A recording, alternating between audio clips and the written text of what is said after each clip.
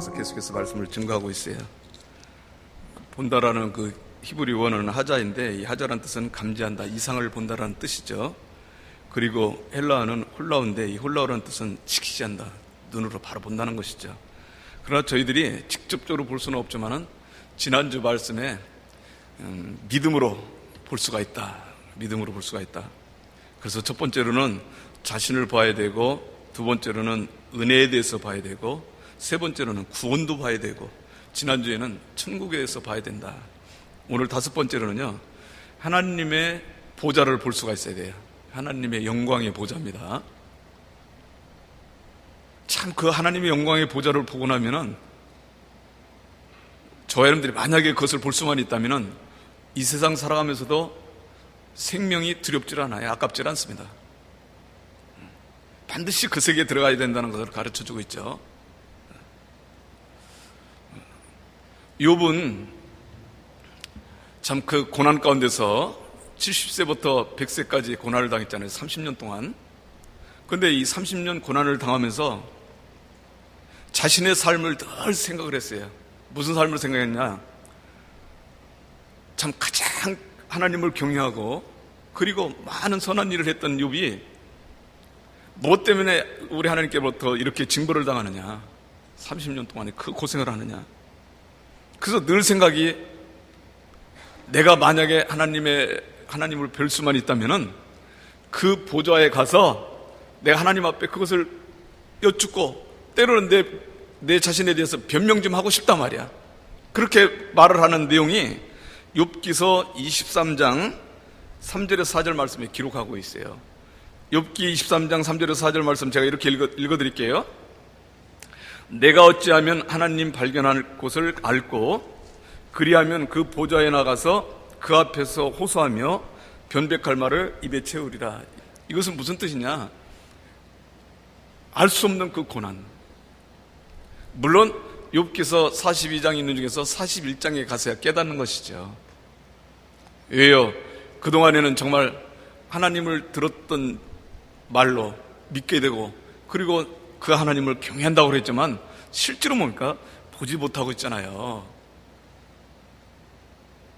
참 기가 막힌 말씀이에요. 우리 욥기서 한번 읽어봐요. 42장 자 5절 말씀 한번 읽어봅시다. 42장 5절서부터 6절까지요. 시작. 내가 주께 대하여 귀로 듣기만 하였사오나 이제는 눈으로 주를 배움나이다.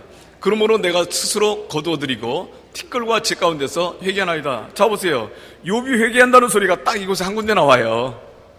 뭐냐? 결국 아까도 말씀드렸지만 70세에서부터 100세까지 30년 동안 고난을 당하는데 맨 마지막에 가서 깨닫는 겁니다. 그러자마자 바로 고난이 풀리기 시작하는 것이죠. 모년보월의 축복을 주시는 것이죠. 뭐라고요? 내가 주께 대하여 귀로만 듣기만 하였사오나, 그러니까 지금까지 누구를 믿게 되는 겁니까? 귀로만 들었던 하나님을 믿게 되는 겁니다. 그런데도 불구하고 정말 가장 경외하는, 하나님을 경외하는, 동방우수에서 가장 하나님을 경외하는 사람, 그런데도 불구하고 사단 마귀에게는 조롱거리가 될 수밖에 없는 그런 삶이에요. 결국 41장 40장까지 올 때까지 욥은 그것을 깨닫지 못하고 계속해서 뭡니까? 나의 삶을 되돌아볼 건데 내가 정말 뭔가 잘못을 저지른 것이 하나도 없고, 세상 사람들이 다 의를 행한다 할지라도 나를 따라오려면 어림쩍도 안 되는데 나는 왜 이런 고난을 당하느냐 하소연하는 것이죠. 그런데 우리 하나님께서 41장에 하도 답답해서 이 말씀을 하시는 거예요. 야, 하늘에 지은 모든 그 우주 만물을 보라. 별들을 보라. 그 운행하는 모습을 보라. 그거 누가 지었냐? 너 이 땅에 살면서 공기 마시고 있지? 누가 만들었냐? 너 이 땅에 살면서 물 마시지? 누가 만들었느냐? 너희들이 무시무시하게 생각하는 나일강의 악어 누가 만들었느냐? 너희들이 그 한 티라도 만들 수 있느냐? 그때서야 욥이 깨닫기 시작한 거예요. 아, 내가 보지 못하는 것이 더 많구나. 그런데 이 보지 못하는 하느님, 그분이 어떻게 생겼을까? 그분이 계신 곳은 어디일까? 그것을 알지 못하고 믿었다 이 말이죠. 회개하고 돌이킬 때 결국 뭐 때문에 그러냐? 아, 내가 귀로만 들었던 하나님 눈으로 직접 보지 못했구나 말이야. 오늘날 저 여러분들에게 구약성경, 신약성경 31,094절은 전부 다 하나님의 세계를 볼 수 있도록 만들어주셨어요. 그래서 봐야 된다. 내 자신도 볼 줄 알아야 되고, 내 은혜도, 우리 하나님께서 베푸신 은혜도 볼 줄 알아야 되고요, 구원도 볼 줄 알아야 돼요. 천국 세계도 볼 줄 알아야 됩니다. 더 나아가서는 하나님이 계신 보좌 영광의 세계도 볼 줄 알아야 돼요. 우주 만물의 속에는 항성만 약 700여 해가 있을 것이다. 700해. 겐지스강 모래 아래 1해인데 항성만 우주 속에 700해 정도가 있을 것이다. 그것도 더 불어날 거예요. 더 나가면은요. 700해요. 항성이 뭔 줄 아세요? 우리 눈으로 밤하늘에 보면 반짝반짝 빛나는 것은 바로 뭡니까? 우리 지구와 같은 별이 아니라 태양과 같은 항성들입니다. 빛나는 별들이요. 우리 눈으로 볼 수 있는 게 대략 6,000개를 셀 수 있어요.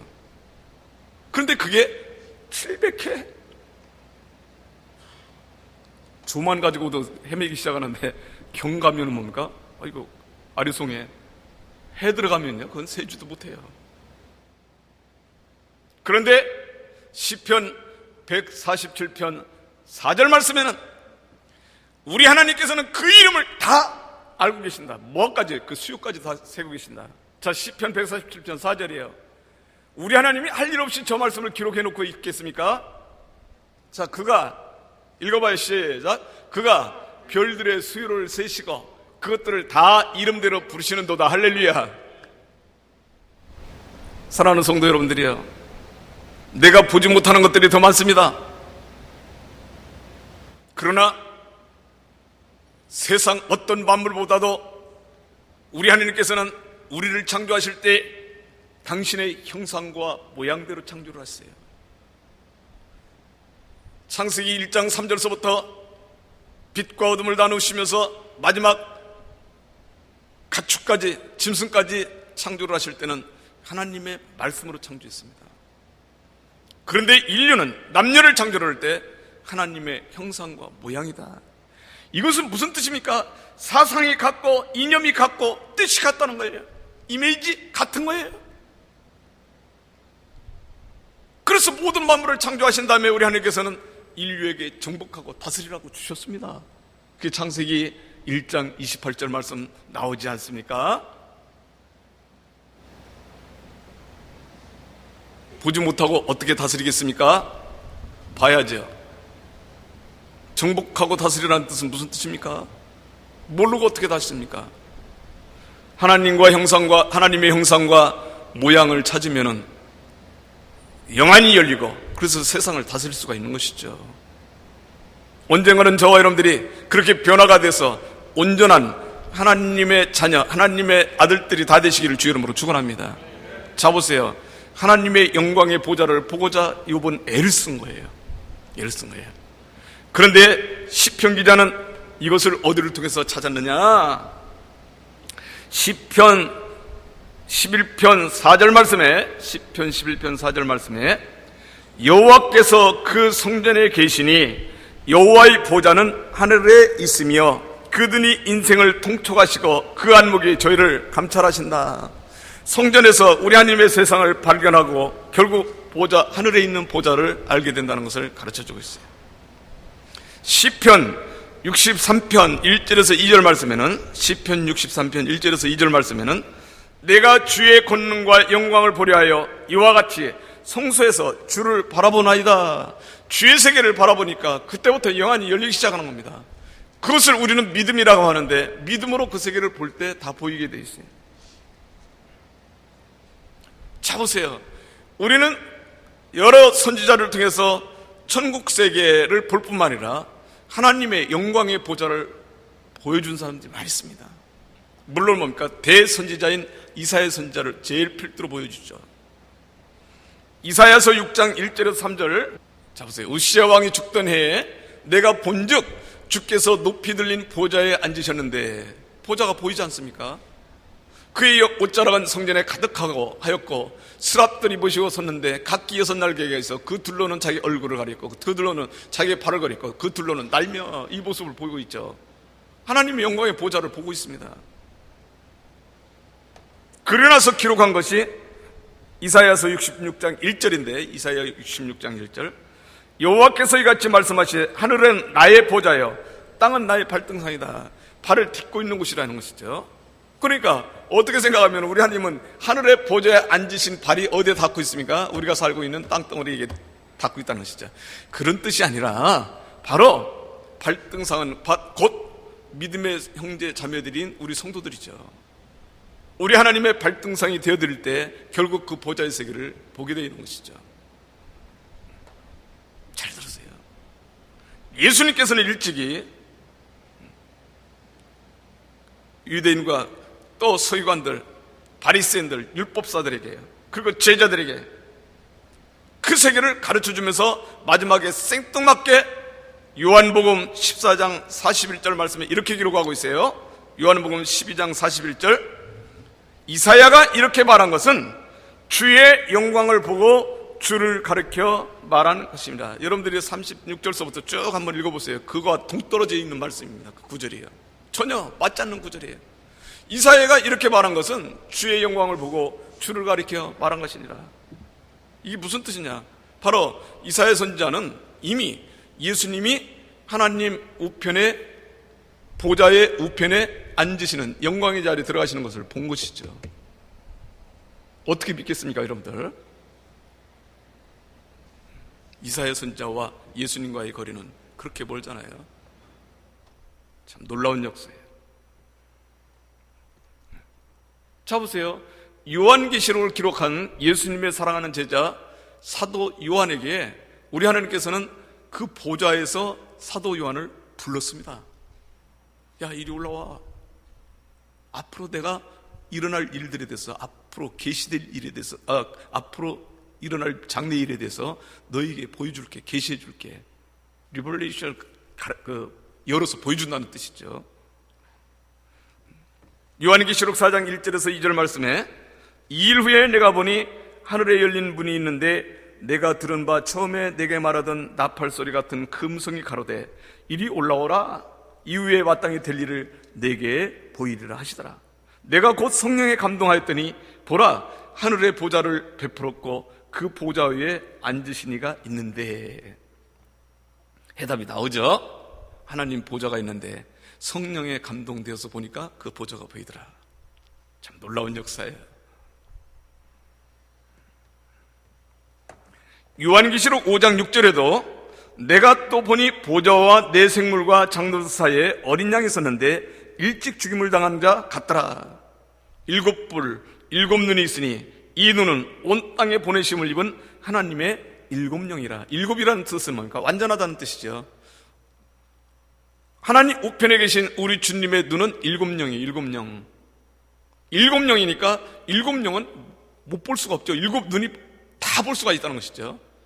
오늘날 저희 여러분들이 7눈, 7영이 돼야만이 우리 하나님이 이름을 부르시고 세시는 그 우주 만물, 지금 기껏 추측하는 것이 700회여 항성들을 이름을 부를 수 있고 볼 수가 있다는 것이죠. 뭐가 될 때요? 7영과 7눈이 돼야만이. 우리 예수님께서는 이 땅에 말씀이 육신을 입고 오셔서 우리에게 당신이 해야 될 일들을, 그리고 이렇게 될 수 있는 것들을 다 가르쳐 주셨어요. 예수님 당신은 동떨어지게 오셔서 동떨어지게 사신 것이 아니라 가장 낮고 천한, 그래도 인간의 모습 중에서 그 가장 낮은 삶. 여러분들 아무리 돈이 없어도 그렇지 애를 낳는데 짐승들이 먹는 밥그릇에서 애를 낳을 수가 있습니까? 그런데 예수님 태어나실 때는요, 그곳에 기록하기는 사관이 없어. 물론 뭡니까? 절기 때 올라갔다가 사람이 밀려서 여관, 쉽게 말하면 오늘 말하면 뭐 모텔이라든가 호텔이라든가 여관 방이 없어서 들어가지 못했다고 기록하고 있지만은 사실은 목수 직업을 갖고 있었던 그 육신적인 아버지 요셉은 돈이 없었던 것이죠. 참 기가 막힌 일들이에요. 여러분들 성경을 자세히 읽어보면은 절기 때 절기는 잔치하러 올라가는데 절기 때 뭡니까? 예루살렘 올라갔다 하루 종일 그냥 내려오고 있습니다. 점심도 못 잡수셨어요. 그러니까 저녁 때 돼서야 예수님이 안 계신 걸 안 거 아닙니까? 12살 때. 그 사흘 동안 쫓아 올라가가지고 성전에서 만난 거 아니에요? 애가 없어진 걸 몰랐어. 식사할 때는 다 보이잖아요. 그 점심을 굶은 겁니다. 그러니까 돈이 얼마나 없으면 그 먼 길을 걸었는데 점심을 못 먹겠어요. 그러니까 가난뱅이 요셉의 집에 태어난 겁니다. 이것은 뭐를 의미하느냐니까, 낮고 전한 곳에 오셔서 짐승만 또 못하게 사는 인간들을, 우리 주님은 그들을 그 밑에서 구원시키기 위해서 이 땅에 그렇게 모습으로 오신 것이죠. 예수라는 뜻은 죄 가운데서 건져낸다는 뜻입니다. 건져낸다는 뜻이에요. 구세죠. 건져낸다. 그러니까 물에 빠진 자를 건지기 위해서는 물속에 뛰어들어가잖아요. 마찬가지로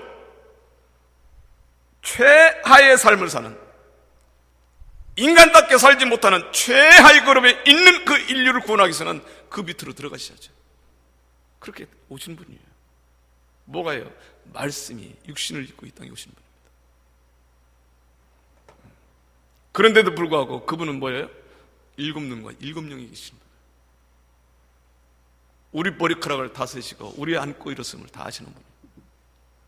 인간들에게 그 증거하는 말씀 복음이 제한되긴 했지만은, 그때 당시 바리새인과 서기관들, 율법에 대해서 달달달달 외우는 그들이 듣는 순간도 이 권세 있는 말씀, 이 권능의 말씀을 증거하는 이가 도대체 누구냐? 우리가 볼 때는 세상 말로 뭡니까? 율법학교죠. 그때 당시는요. 지금은 소학교, 초등학교라고도 말하죠. 학교 문 앞에도 가보지 못한 사람이 어떻게 저걸 아느냐? 가나마다 잡힌 여인을 끌고 오면서 손에 돌을 들고, 예수야, 당신이 이렇게 율법에 대해서 완성하러 오신 분이라며, 모세 율법에는 가나마다 현장에서 잡힌 여자는 돌로 쳐주라고 했는데 이 여자를 어떻게 하면 좋겠습니까? 막 혈기왕성해가지고 붙잡아오잖아요. 그 예수님께서 뭡니까? 바닥에 글을 쓰시는 거예요. 그 순간 깜짝 놀랐죠. 아니, 학교라는 거 문 앞에도 가보지 못한 사람이 어떻게 글을 쓸 수 있습니까? 너희들 중에 죄 없는 자는 그 여자를 돌로 쳐라 말이야. 이 세상에 죄 없는 자가 어디가 있어? 다들 뭡니까? 슬금슬금 돌을 놓고 그냥 없어졌어. 여러분들, 하나님이 이 세상 제한된 문자와 글이 필요하겠습니까? 일곱 눈, 일곱 영이라는 그 자체는 막힘이 없습니다. 시간과 공간 모든 것을 초월하는 거예요. 제가 말했던 안드로메다까지 250광년, 그거 광년으로 따져봤더니 아무 소용도 없습니다. 그것은요. 시간, 공간 그 자체가 뭡니까? 필요가 없으니까. 사도 요한이 본 주님의 세계가 바로 그런 세계입니다. 자 보세요. 주님의 영광의 보좌를 보는 성도들은, 서론에서도 말씀드렸지만은, 목숨 우습게 여겨요. 그렇다고 해서 목숨을 귀하게 여기지 말라는 뜻이 아닙니다. 자살하는 것, 우린 철두철미하게 어렸을 때부터 배운 것이 바로 자살하면은 지옥에 가서도 그 똑같은 고통을 당한다고. 에스겔서를 읽어보면 무시무시한 말씀이 많이 나옵니다. 전쟁 중에서 무덤 속에 들어가 있는데 칼을 베게 하고 있대. 칼을 베게. 그래 얼마나 고통스럽습니까? 죽어서도 칼을 베게 하고 사니까 얼마나 힘들어요. 그렇잖아요. 여러분들 성경 읽으면 마태복음 28장에 누가 나옵니까? 유다 나오죠. 사도행전 1장에 나오고요. 유다가 예수님 팔은 거 잘못했다고 해서 목매 죽으려고 하는데, 목매 죽으려고 하는 노끈이 뭡니까? 이 끈이 내가 왜 너를 위해서 이 일을 해야 되냐? 그래서 뚝 끊어져 버렸어. 그 떨어지는 순간 돌의 배창자가 터져서 죽어버렸잖아요. 만물이 호소를 하는 거예요. 그러니까요. 무시무시한 세계입니다. 만물이 누구를 위해서요? 우리 인류를 위해서 하나님께서 창조를 하신 만물인데, 그 만물을 잘 다스리지 못하고 그 만물 앞에 정말 하나님의 자녀로서 역할을 충분히 감당하지 못하면요, 그 만물들이 하나님 앞에 호소해버려요. 저 꽃들이 볼 때, 야, 나를 볼 자격이 있냐? 우습게 살아지면서. 하나님이 너를 위해서 나를 창조를 했는데, 기쁘게 해주기 위해서 창조했는데, 너 보이는 세계에서 하나님 기쁘시게 되는 삶을 살아서? 그렇게 물어보는 거예요. 일곱 눈 일곱 영의 세계예요. 그 세계가요. 잘 들으세요. 생명에 아깝질 않다. 사도행전 7장에 보면은 스데반 집사가 나오죠.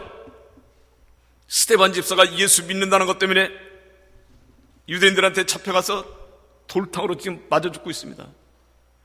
그 돌로 맞으면 얼마나 아프겠어요. 그런데 잡으세요. 스데반 집사는 하늘 보좌를 보고 있습니다. 그곳에 서 계신 예수님을 보고 있어요. 그 순간 돌이 와서 날아와서 머리를 치고 몸뚱이를 치고 피가 낭장하지만 충격을 하나도 느끼지 못해요. 얼굴이 환하게 빛나면서 하나님 보좌에 우리 주님 우편에 계시단 말이야. 영접하고 있는 모습을 보고 있잖아요. 사도행전 7장 55절에서 56절 말씀에 기록하고 있어요. 스데반이 성령이 충만하여 하늘을 우러러 주목하여 하나님의 영광과 및 예수께서 하나님 우편에 서신 것을 보고 말하되, 보라, 하늘이 열리고 인자가 하나님 우편에 서신 것을 보노라. 얼마나 신나겠습니까? 이것은 제아무리 뭡니까? 유대인들이 돌을 들어서 그 육신적으로 난도질을 한다 할지라도 아픈 거 아무것도 아니야. 아픈 것은 느끼지도 못해. 왜요? 하늘의 그 환희, 영광의 세계가 보이는데 무슨 아픈 게 느껴지겠어요? 예를 들어서 여러분들이 무슨 일을 할 때 고달퍼. 그런데 뭡니까? 좋은 소식 듣잖아요. 예를 들어서 뭡니까? 초등학교 다니는 우리 아들이 학교에서 전교 1위 했대. 그 순간 뭡니까? 순간적으로 어머머 잘했다 우리 아들아. 자신도 모르는 사이 뭡니까? 아팠던 거 싹 다 가시지. 기쁜 소식. 영광의 보좌의 세계를 보는데 세상에 무슨 어려움이 있겠습니까? 사도 바울이 고백한 고린도후서 12장에 보면은요, 12장에 물론 뭡니까? 12장 1절에서 4절 말씀에 보면은 천국 세계로 이끌려가서 셋째 하늘을 봤죠. 낙원의 세계를 봤다고 그랬어요. 셋째 하늘, 낙원의 세계. 그 하나님의 보좌의 세계를 본 겁니다. 그런데 11장에 뭐라고 기록하고 있느냐? 내가 예수 복음 위해서 마흔에서 한 대, 가만 39대짜리죠. 이것을 5번이나 얻어맞고, 때로는 돌로 얻어맞고, 때로는 폐장으로 얻어맞고, 때로는 물속에 처박히기도 하고, 때로는 감옥에 들어가기도 하고, 굶주리게 했다. 근데 자보세요. 이런 것 때문에 걱정해 본 적이 없습니다. 오히려 내가 걱정한 것은 교회들을 위해서 걱정한다. 내가 이렇게 갇혔다는 소식을 듣고 우리 교회 성도들이 걱정 안 할까? 고린도후서 1장 28절 말씀에 그 내용이 나와요. 물론 23절서부터 나옵니다. 뭐 때문에 그럴 수가 있었을까요? 12장 1절서부터 기록을 하고 있는 거예요. 내 몸에 있었는지 없었는지 모르지만 14년 전에 내가 셋째 하늘에 올라갔다. 그 세계의 영광의 세계를 다 보고 사도 바울이 자신의 목숨, 여러분들 39대 곤장을 맞는다면 말이 되겠어요? 그것도 5번씩이나? 예수 믿는 것 때문에. 그런데도 불평 불만 없습니다. 무슨 말씀이냐? 오늘날 저 여러분들이 그리스도를 통해서 하나님의 영광의 보좌를 보기만 하면 마음과 정성을 다해서 예수 믿는 신앙생활을 할 수 있다. 그리고 보이는 세계에서 어떤 어려움도 이겨낼 수가 있다는 것을 가르쳐주고 있어요. 히브리 기자는 히브리서 12장 2절 말씀에 믿음의 주요 또 온전케 하시는 이인 예수를 바라보자. 저는 그 앞에 있는 즐거움을 위하여 십자가를 참으사 부끄러움을 개의치 아니하시더니 하나님 보좌 우편에 앉으셨느니라. 할렐루야. 예수만을 바라보자. 누구를 바라보는 겁니까? 하나님 우편에 계신 예수, 영광의 자리에 들어가 있는, 물론 앞으로 오실 예수도 바라봐야죠.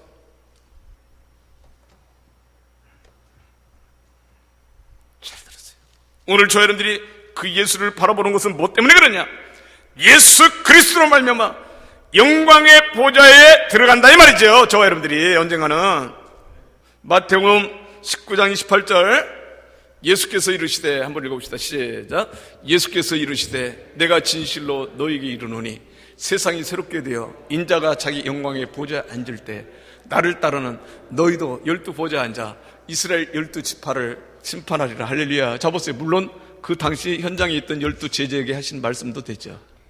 그런데 그 12 제자 11사도가, 가룟 유다는 죽고 11사도가 기록한 이 말씀이 신약 성경에 기록되고 있지 않습니까? 마태복음 19장 28절은 예수님께서 하신 말씀이지만 그것은 마태가 기록한 거 아니겠습니까?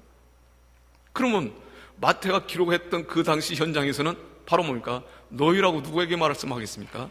이 기록된 말씀은 마지막에 예수 그리스도를 믿는 성도들의 세계를 상징적으로 설명해요. 할렐루야. 믿는 성도들이라 이 말이죠. 우리 저와 여러분들에게 말하는 거예요. 예수께서 이르시되 내가 진실로 이용재 목사에게 이르노니 세상이 새롭게 되어 인자가 자기 영광의 보좌에 앉을 때 나를 따르는 이용재 목사도 12보좌에 앉아서 이스라엘 12지파를 심판이라. 이게 무슨 뜻입니까? 12지파라는 그 자체는 전 세계를 말씀하는 거 아니겠습니까? 그리고 믿는 세계를 말하는 거 아니에요. 시원찮게 믿으면 당연히 뭡니까? 우리 하나님께서 가르칠 때 왼편에는 염소를, 오른편에는 양을 거두셔. 그 오른편에 있는 자들에게 바로 천국 세계에 대해서 말씀하고 있습니다. 네, 그 세계를. 이것이 12지파에 앉을 저 여러분들의 모습이에요. 12지파를 심판한다. 하나님 보좌에 앉아서 12지파를 심판한다는 뜻은 이미 요한계시록 14장 1절서부터 5절 말씀에 기록하고 있습니다. 하나님의 보좌에 들어갈 14만 4천이 신천지에서 말하는 14만 4천이 아니라 오늘 저 여러분들이 하나님의 인을 받은 성도들의 세계를 말씀하는 거예요. 그런데 그 세계는 누구냐? 자, 마지막으로 요한계시록 14장 4절 말씀, 5절 말씀 시작. 이 사람들은 여자와 더불어 더럽히지 아니하고 순결한 자라 어린 양이 어디로 인도하든지 따라가는 자며 사람 가운데서 속량함을 받아 처음 익은 열매로 하나님과 어린 양에 속한 자냐. 자 보세요. 이 사람들 누가? 여자와 더불어 더럽히지 않다. 이 여자를 말한 거예요. 여자라는 게 뭘까? 이 나쁜 몸 파는 여자들 말하는 거예요. 그게 아니야. 야고보서 4장 4절 말씀에는 세상을 짝하는 자들, 간음하는 여인과 짝하는 거다 그랬어요. 간음하는 여인들이라고 했습니다. 그러니까 세상을 말하는 거예요. 세상에 속하지 아니하고 누가요? 순결하고 어린 양이 어디를 인도하든지 따라가는 자며. 할렐루야. 어린 양이 누굽니까? 예수 그리스도죠. 하나님과 어린 양에게 속한 자들일 뿐이라 인을 받은 자들을 말하는 것이죠. 이마에 그 입에 거짓말이 없고 흠이 없는 자들이라. 14만 4천들입니다. 오늘 저 여러분들이 이 속에 속하는 성도들이 되시기를 주 이름으로 축원합니다. 언젠가는 반드시 들어가야 될 성도들이에요. 24보좌야 12보좌에서 정말 12지파를 다스릴 수 있고 심판할 수 있는 하나님의 백성들을 상징적으로 설명합니다. 그러니까 그 보좌를 보지 못하면 안 되겠죠. 성령 감동 감화받는 삶을 통해서 영원한 영광의 보좌의 세계를 보시고, 그래서 그 보좌의 세계를 보면서 이 세상을 승리하며 살아가시기를 주 이름으로 축원합니다. 은혜로우신 아버지 하나님 감사합니다. 오늘 또 어저께서 이처럼 사랑하사 저희들 말씀 세계로 초청하여 불러주시고, 오늘 또 우리 하나님의 말씀을 통해서 다시 한번 우리 하나님의 영광의 보좌의 세계를 보기를 원합니다. 성령께서 강력하게 감동시켜 주심으로 말미암아 그 세계를 봄으로 말미암아 그 세계를 소망을 가지고, 그리고 나의 생각, 나의 모든 육신적인 생명 진심으로 우리 하나님 앞에 바치면서 이 세상을 승리하며 살아갈 뿐만 아니라 우리 하나님의 축복을 받고 누리는 하나님의 말씀의 백성들을 될 수 있도록 도와주시옵소서. 그래서 코로나19 겁내지 말고, 세상 못 살고 잘 되지 않는 이런 여러 가지 세상 환경 겁내지 말고 오히려 승리하며 정복할 수 있는 하나님의 말씀의 자녀들 다 될 수 있도록 도와주시옵소서.